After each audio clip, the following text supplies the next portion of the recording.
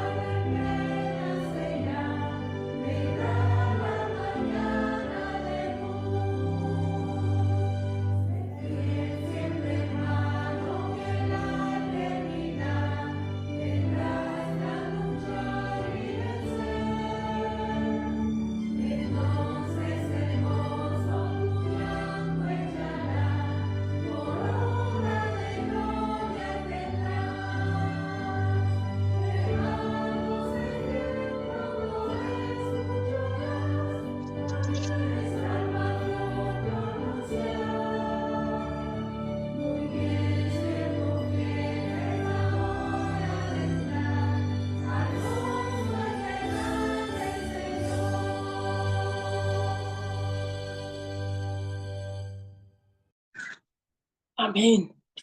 Amén, amén.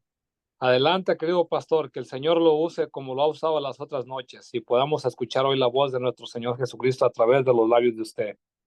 Muchas gracias, hermano Francisco. Buenas noches, hermanos.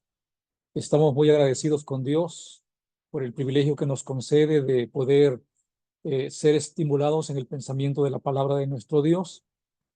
Y tal vez antes de decir otra cosa, me gustaría hacer una breve recapitulación del tema de anoche, donde el énfasis estaba en cuide su relación con Dios. Entre todas las cosas guardadas, como decía el profeta, guarde su relación con Dios. O sea, no permita que obstáculos y dificultades del camino de la vida hagan infructífero la relación que usted tiene con Dios. Así que Israel se dispuso a ir a la batalla en 2 ocasiones sin Dios y fracasó. Así que nada puede triunfar a menos que Dios esté presente, y ese fue el énfasis en el mensaje de anoche. Hoy vamos a tomar el tiempo para meditar en hazme a mí primero. En el mensaje de hoy está inmerso uno de los personajes bíblicos favoritos míos, es el profeta Elías. Pero antes de decir más, quisiera que oramos así como estamos. Querido Padre, muchas gracias porque nos das la oportunidad de venir de nuevo y poder estudiar tu palabra. La Biblia es la palabra de Dios, la espada de 2 filos, la que nos instruye, la que nos orienta, la que nos aconseja, y es como la brújula que nos marca el camino para andar. Permite que no nos apartemos ni a derecha ni a izquierda. Bendice a cada hermano que está aquí presente, bendice a cada familia, oh Dios, que está aquí conectada, y bendice a aquellos que verán esta transmisión en diferido. Lo rogamos en el nombre de Jesús. Amén. Bien, yo tengo 3 personajes de la Biblia, hermanos, que admiro y que después de conocer al Señor Jesucristo allá en el reino de los cielos, me gustaría conversar con ellos. Uno es Moisés, el otro es Elías y el otro es Pablo. En esta noche hablo un poco acerca del profeta Elías, llamado por algunos el hombre de fuego. Eran los días cuando el rey Acab gobernaba sobre Israel. Y Acab es uno de los reyes recordados por la apostasía en que sumió al pueblo.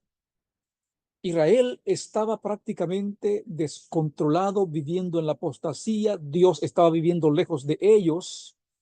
Y había un hombre allá en los montes de Galaad, un hombre que oraba a Dios pidiéndole que levantara a un hombre para que le hablara a su pueblo y poder de esta forma detener la apostasía que estaba llenando a todo el país.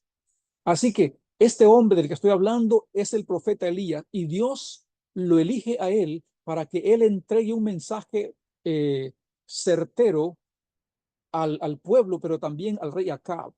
Y cuando él es designado por Dios, sin vacilar, sin pensar, aquel hombre comenzó a caminar de noche y de día hasta que llegó a Samaria, y cuando llegó al palacio no pidió una audiencia con el rey, sino que entró hasta donde él estaba, y entonces vino y le entregó el mensaje, un mensaje que seguramente no fue del agrado de Acab. Quiero que vayan conmigo al libro de Primera de Reyes, capítulo 17, y leamos justamente lo que la Biblia dice o tiene que decirnos a nosotros en la noche de hoy. Dice así el texto a partir del versículo 1, y dice: entonces Elías Tisbita, Primera de Reyes 17, 1 en adelante. Elías Tisbita, que era de los moradores de Galaad, dijo a Acab: vive Jehová, Dios de Israel, en cuya presencia estoy, que no habrá lluvia ni rocío en estos años, sino por mi palabra. El mensaje del profeta es certero. No le importó que el mensaje no fuera popular o que no fuera un mensaje querido o aceptado por el rey. Él simplemente tenía la obligación de parte de Dios de transmitir un mensaje al rey Acab, y no importaba si él lo habría de recibir o no, él tenía que emitir este mensaje porque Dios lo había comisionado. Es interesante, hermanos, ver el grado de compromiso que Elías tiene. Elías no pidió una audiencia, Elías no pidió permiso, simplemente entró, irrumpió y presentó el mensaje. Esto pudiera haberle costado la vida, pero él estaba cumpliendo el mandato de Dios. Ojalá hubiera en nuestro tiempo hombres con ese mismo compromiso, hombres con ese mismo deseo y con ese ímpetu de querer entregar el mensaje de Dios a todas las personas. Ahora, hermanos, si nosotros leyéramos, hay un libro que se llama Profetas y Reyes, y si usted leyera el capítulo 88, encontrará que inmediatamente las circunstancias climatológicas comenzaron a cambiar. Y desde ese momento es como que el sol se volvió más intenso y se secaron las cosechas, se secó el verdor de la naturaleza y comenzó una sequía y comenzó una hambruna. Ahora, hermanos, esta hambruna también habría de alcanzar al profeta Elías, pero Dios tenía una provisión para él, porque Dios siempre tendrá una provisión para sus hijos fieles. La Biblia nos da fe de que así será. Dios va a suplir para sus hijos. Y noten lo que sigue a continuación en el texto que estamos leyendo. Y vino a él la palabra de Jehová diciendo, y dice: apártate de aquí y vuélvete al oriente y escóndete en el arroyo de Querit, que está frente al Jordán, y ahora beberá del arroyo. Y yo he mandado a los cuervos que te den allí de comer.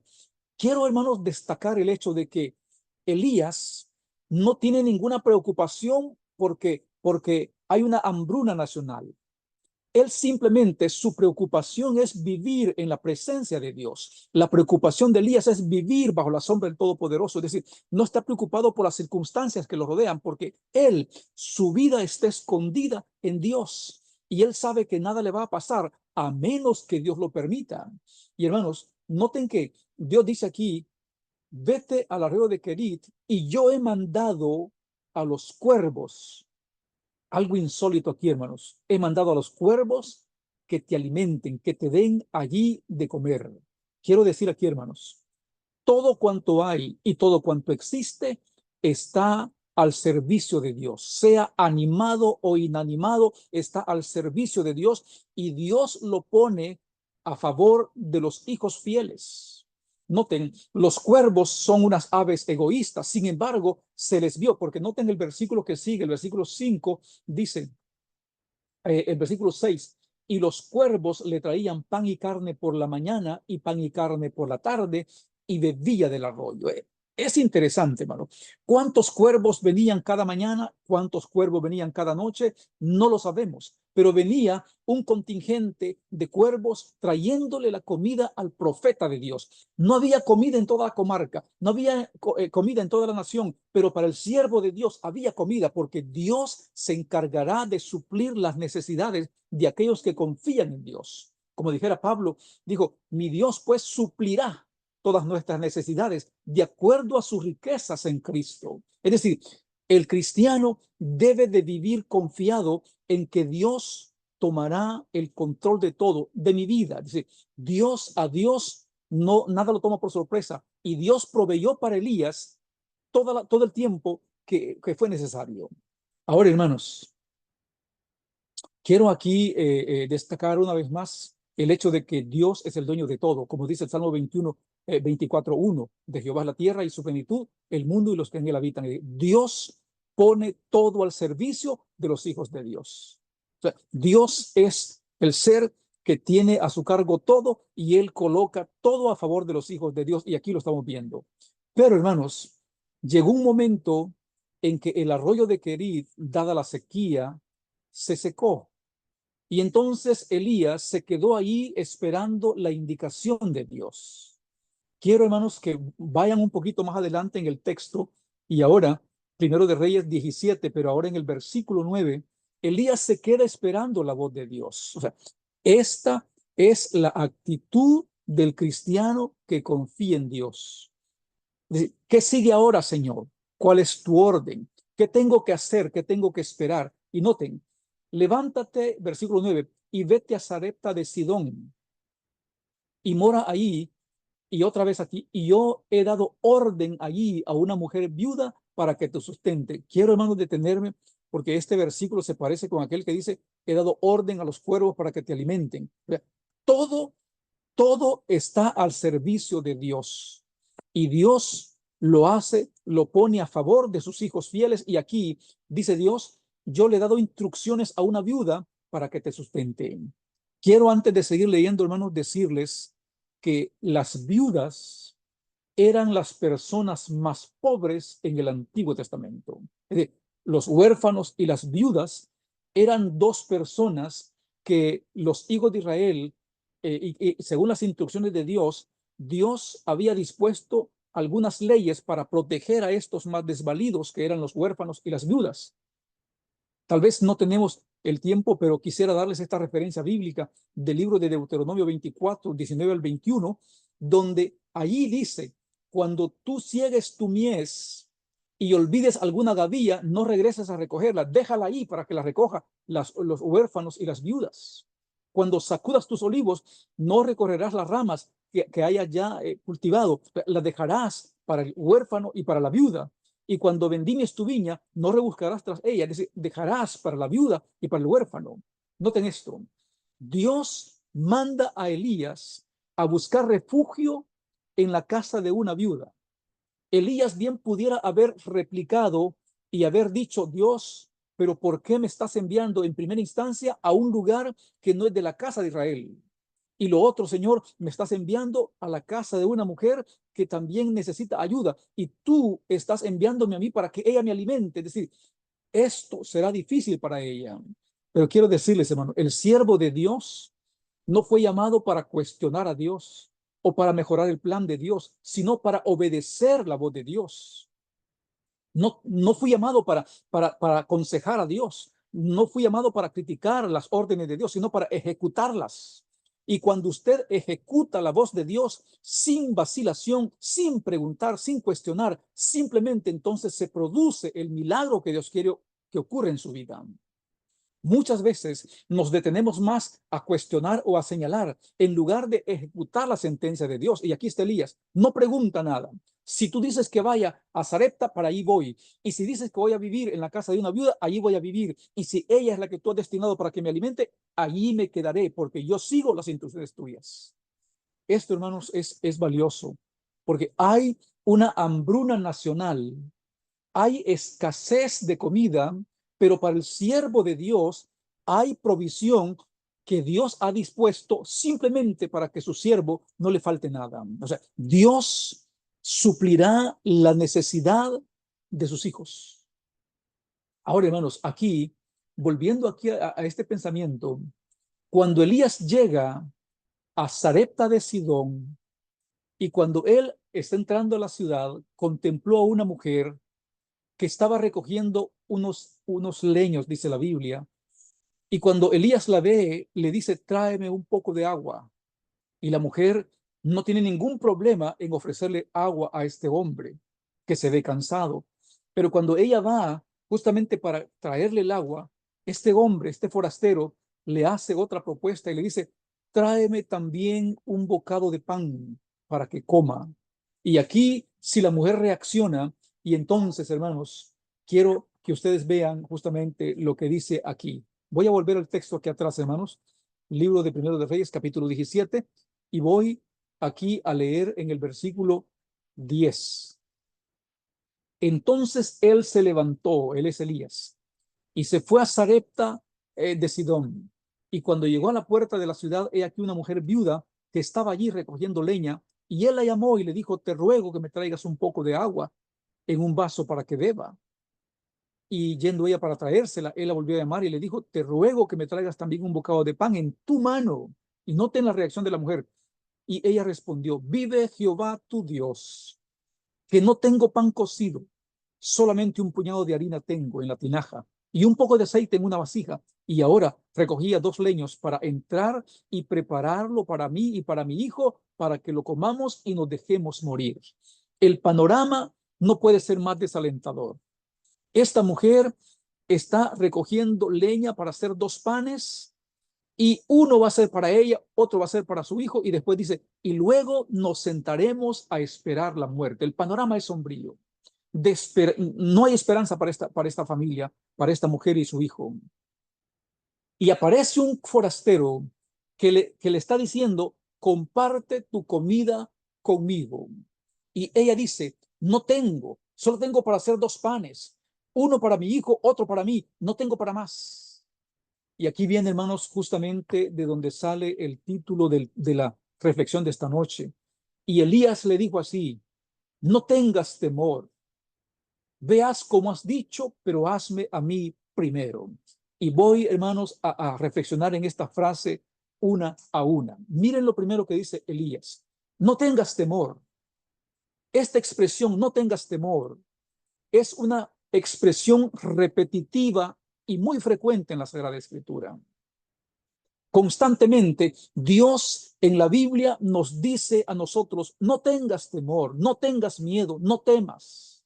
O sea, algunos estudiosos de la Biblia dicen que esta expresión, no temas o no tengas temor, aparece en la Biblia unas 368 veces o tal vez más.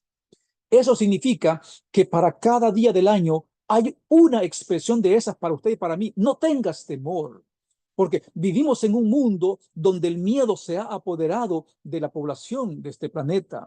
La gente tiene miedo, la gente tiene temor, la gran expectación. ¿Qué va a ocurrir en el futuro? ¿Hacia dónde nos dirigimos? ¿Qué va a ocurrir en los próximos días? Y hay un temor latente en la vida de los seres humanos. ¿Y si pierdo mi trabajo? ¿Y si me enfermo? ¿Y si mi hijo no aprueba las clases? Y hay un temor constante en la mente de los seres humanos. Y Dios nos dice a nosotros así, no tengas temor. Y cuando Dios dice no tengas temor, es porque Dios tiene el control, porque Dios tiene la solución y porque Dios tiene un plan. Dios siempre tiene un plan. Alguien dijo una vez, yo no tengo un plan maestro, pero conozco al maestro que tiene un plan. Y ese es el Señor Jesucristo. Siempre tiene un plan. Y aquí hay una escasez, hay hambre en la tierra, y Elías está confiado y Dios se ha responsabilizado de traerle la comida a su siervo. La preocupación de Elías no es la condición en la que está viviendo el pueblo o la escasez que cada vez es peor, sino que la preocupación de Elías simplemente es vivir en la presencia de Dios. Quiero decirles, hermanos, las cosas que están ocurriendo en nuestro mundo dan miedo, pero no tenemos que ver o fijar nuestra mirada en las cosas que en sí están ocurriendo, sino más bien nuestra preocupación será vivir bajo la sombra del Todopoderoso. O sea, ser fiel a mi Dios, poner a Dios siempre en primer lugar. Dios es primero en mi vida, o sea, Dios será la prioridad en mi vida. Si tengo que escoger entre cualquier cosa y Dios, me quedo con Dios, porque el que tiene a Dios tiene todo. Elías estaba viviendo bajo la sombra del Todopoderoso y no se preocupó porque Dios había tomado la responsabilidad de proteger a su siervo y de proveer para su siervo. Y si lo hizo ayer, lo puede hacer hoy. Y si lo hizo con Elías, lo puede hacer con usted. De eso no nos queda la menor duda. Ahora, hermanos, volviendo a retomar el pensamiento, no tengas temor. El hombre moderno está lleno de temor. Y quiero decirles, hermanos, da miedo ver crecer a nuestros hijos en un mundo donde todo está permitido. Nada es malo, todo está bien. A lo bueno se le dice malo y a lo malo se le dice bueno.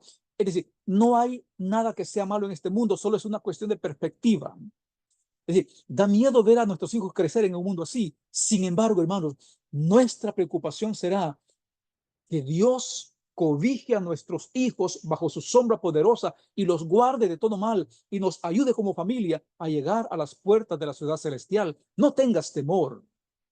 Quiero, hermanos, que sin perder Primera de Reyes 17, quisiera que vean un versículo alterno que está justamente allá en el libro de Lucas, capítulo 21 y versículo 25 y 26. Quiero que vean este texto, hermanos, porque son palabras del propio Señor Jesucristo describiendo la situación o la actitud de la gente que viviría justo antes del tiempo de la segunda venida de Cristo. Lucas 21, 25 y 26. Así dice la Biblia, hermanos. Dice, entonces habrá señales en el sol, en la luna y en las estrellas. Y ahora, y en la tierra, angustia de las gentes. Número uno, angustia de las gentes, confundidas a causa del bramido del mar y de las olas. Y luego dice, desfalleciendo los hombres por el temor y la expectación de las cosas que sobrevendrán, porque las potencias de los cielos serán conmovidas. Tres palabras tengo remarcadas aquí, hermanos, en mis notas, y una es angustia de las gentes.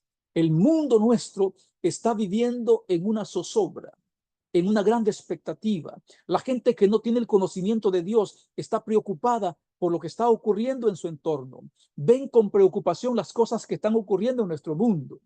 Pero los que confiamos en Dios simplemente buscamos refugiarnos en el Todopoderoso porque ahí estaremos seguros. Y note, confundidas. Hay una confusión política, confusión religiosa, confusión en todos los medios, en todos los aspectos de la vida. Hay confusión. Y luego dice, desfalleciendo. El corazón de los seres humanos es como un bloque de hielo que se derrite, desfalleciendo el corazón de la gente a causa de las cosas que ocurren y que siguen ocurriendo y que no hay forma de detenerlas. Ese es nuestro mundo, hermanos. En este mundo nos ha tocado vivir a nosotros. Un mundo en el que siempre tenemos el temor. Y cuando abordamos un avión, y si aquí va un hombre decir, con el deseo de secuestrar el avión, y hay un temor latente en el mundo entero, hermanos. Entonces, la expresión que utiliza aquí Dios en este relato bíblico es, no tengas temor, no tengas temor. Y hermanos, si Dios dice que no tenga temor, entonces procure no tener temor. Hay mucha gente que debido al temor, que debido al miedo, que debido al pánico, se enfermó, colapsó. Pero Dios le dice a usted en esta noche, no tengas temor. Y cuando Dios dice no tengas temor es porque tiene un plan. Y Él sabe qué hacer, y sabe cómo hacerlo, y sabe cómo manejarlo. Pero ahora, hermanos, quiero ver la otra frase que aparece en este texto.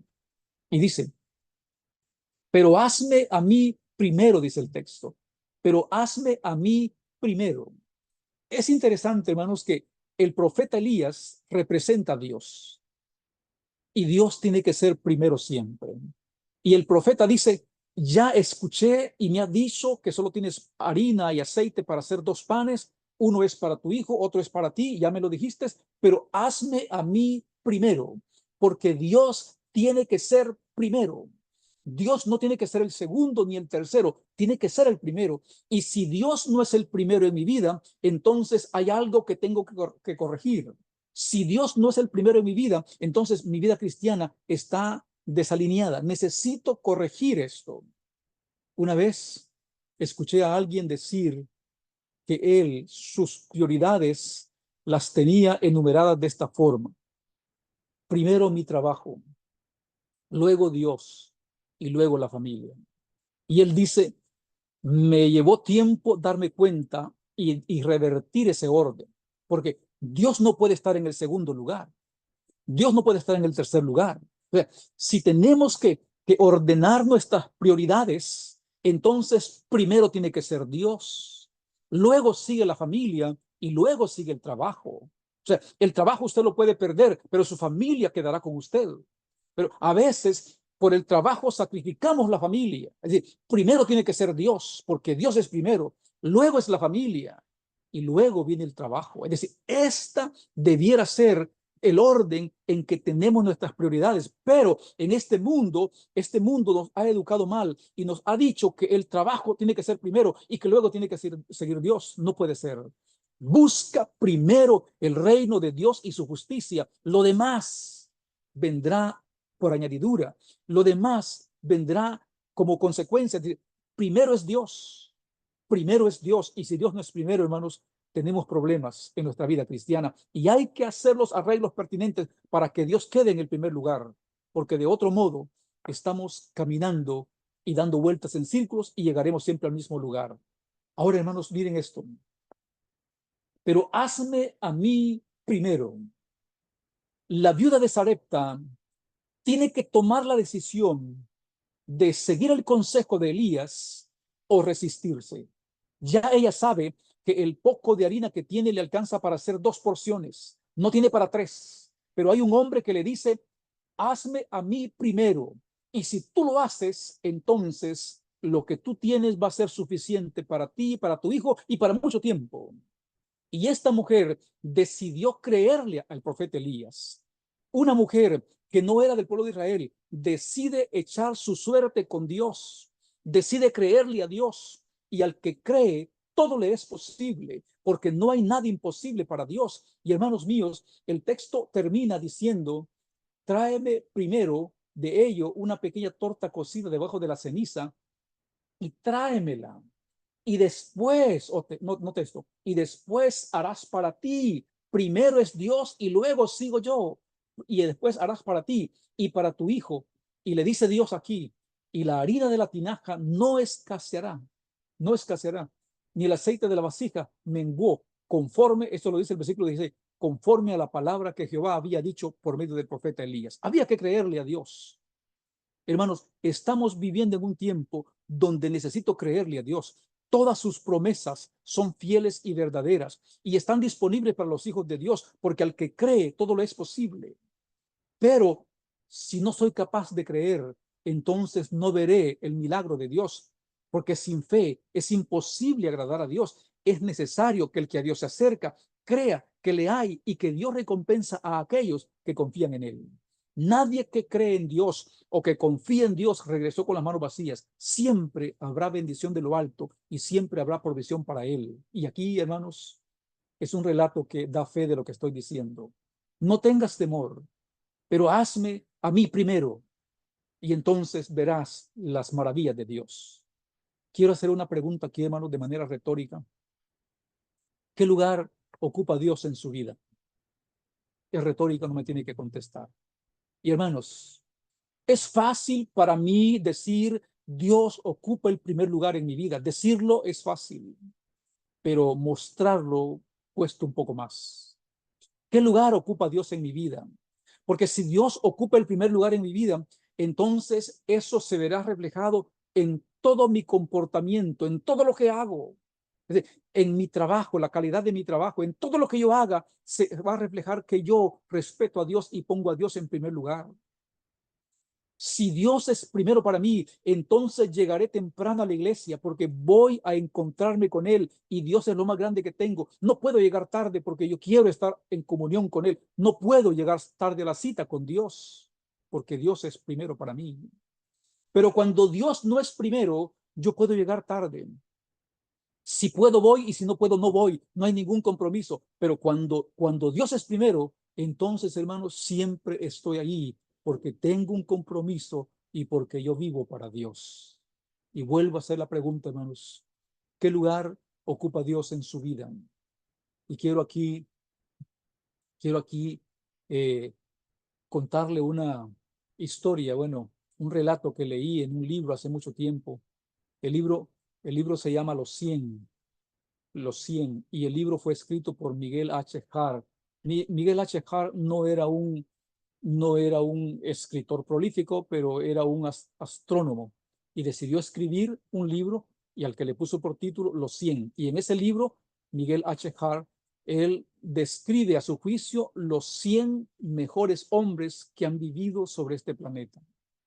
Y entonces él en el número 1 puso a Mahoma y dijo, Mahoma es el hombre más influyente que ha nacido en esta tierra porque logró construir y levantar una religión grande en el mundo como es la religión islámica, el musulmanismo. Así que Mahoma.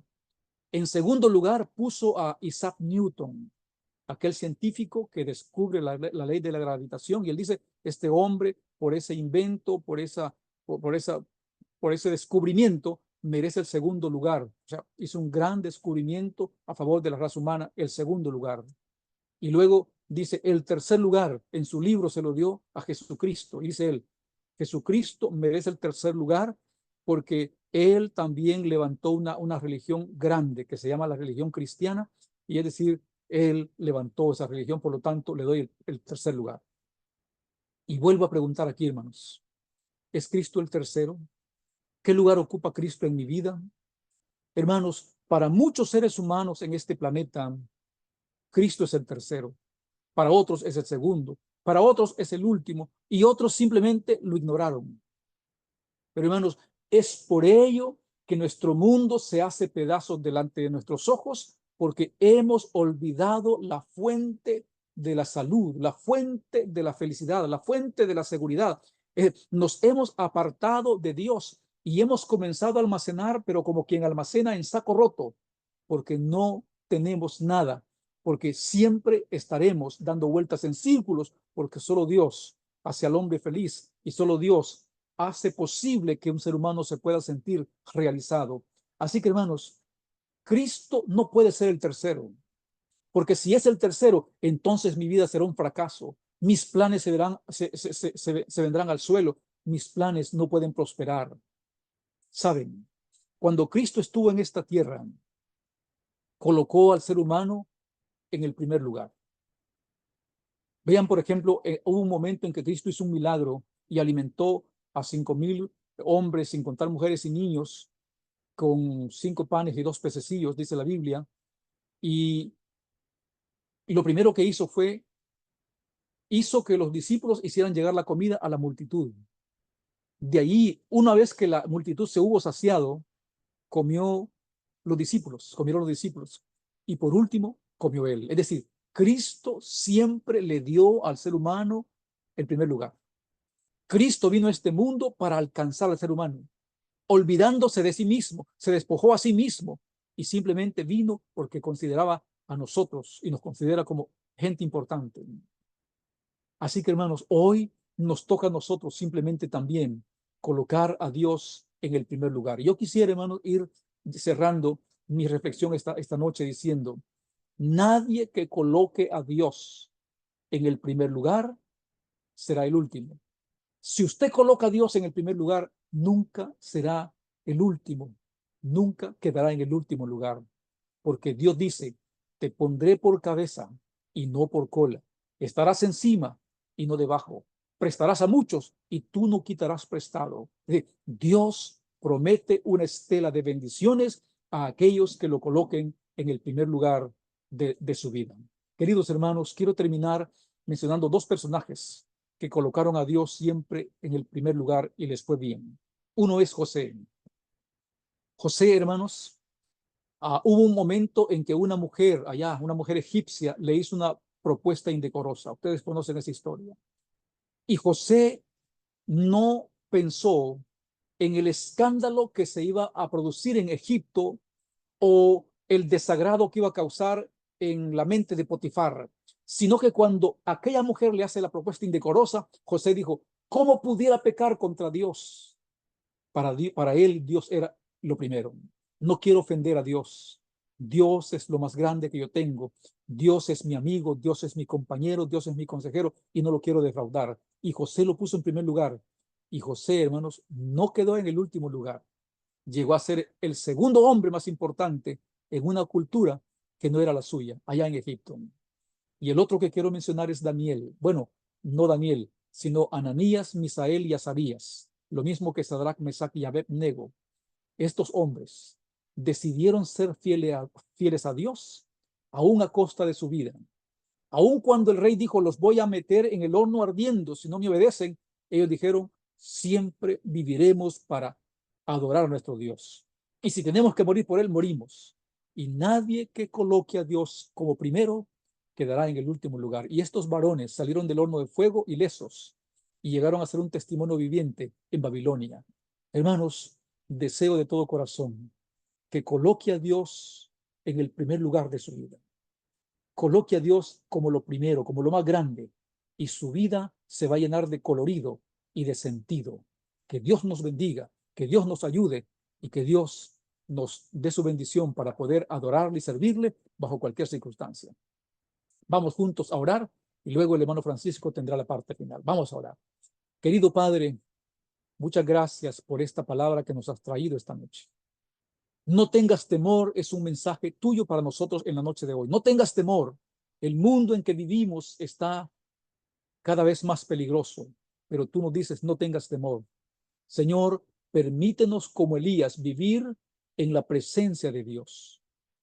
Y la otra frase, oh Dios, que tú nos dices es, hazme a mí primero. Dios tiene que ser primero en nuestras vidas. Señor, permite que podamos colocar nuestras prioridades en orden. Primero es Dios, luego es la familia y luego es el trabajo. Dios es el dueño de todo. Y todo cuanto hay y cuanto existe en este mundo está al servicio de Dios. Y Dios lo dispone para que esté al servicio de los hijos fieles. Señor, nos acogemos a aquella promesa. Tu pan y tus aguas estarán seguras. Queremos confiar en ti y queremos servirte, Señor. Queremos hacer tu voluntad. Queremos ponerte en el primer lugar. Y, oh Dios, queremos recibir las bendiciones que tú tienes para nosotros. Danos una noche de descanso, un feliz amanecer y mañana tráenos para la noche de cierre. En el nombre de Jesús. Amén y amén. Muchas Dios nos gracias. bendiga, hermanos.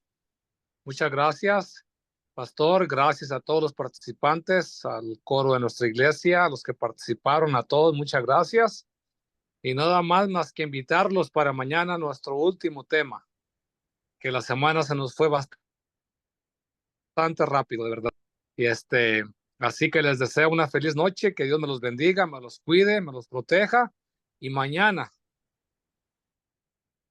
tenemos una cita en el mismo lugar, por el mismo canal, escuchando la palabra del Señor. Así que nos despedimos, pero no la presencia de Dios, porque Él estará con nosotros. Y mañana nos escuchamos con la ayuda de nuestro Padre Celestial. Buenas noches y gracias, pastor, y gracias a todos.